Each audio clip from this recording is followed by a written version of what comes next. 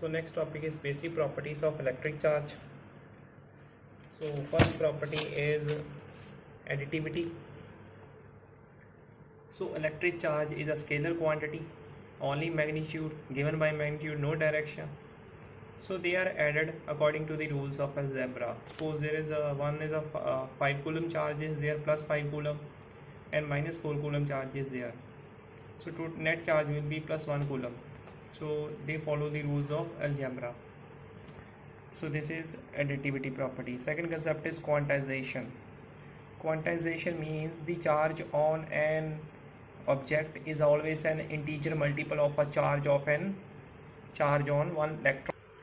Charge on an object is always an integer multiple of charge on one electron. So charge always increases in steps. Either when we can transfer 1 electron, 2 electron or 3 electron. So charge increases in steps. Q is equal to positive, negative, Ne. Positive will be there if electrons are leaving the object. Negative is there if new electrons are coming to the object. So this is quantization of charge. Third is conservation of charge. We can transfer the charge from one body to another body, but we can't create or destroy the charge. But we are saying that charge can't be destroyed. But in atom bomb, the matter gets destroyed in the form of energy, and matter is holding the charge. But each matter is neutral. Each matter is having equal amount of positive charge and equal amount of negative charge. So net charge is 0.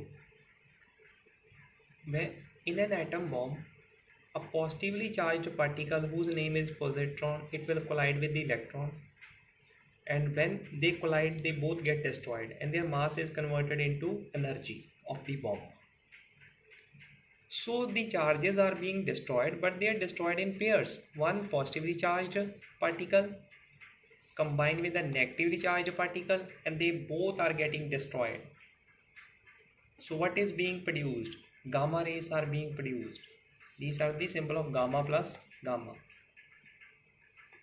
So charges are destroying in pairs. This is known as annihilation. When the charges they are destroying in pairs in case of bombardment of atom bomb. So this concept is annihilation. And its opposite concept is scientists made gamma rays to fall on platinum metal. All the rays are absorbed by the platinum metal.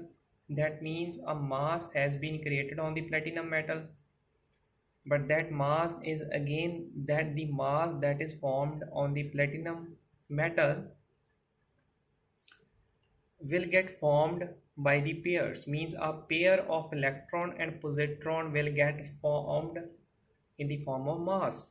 So net charge again will be 0. The mass that is being formed on the platinum metal is made of a pairs of electrons and positrons. So again the net charge on the platinum metal will be 0. So this verifies the law of conservation of charges. So what happens when on platinum gamma ray falls? The platinum metal absorbs the gamma rays and mass is being formed on the platinum metal, and in that mass pair of electron and positron are forming.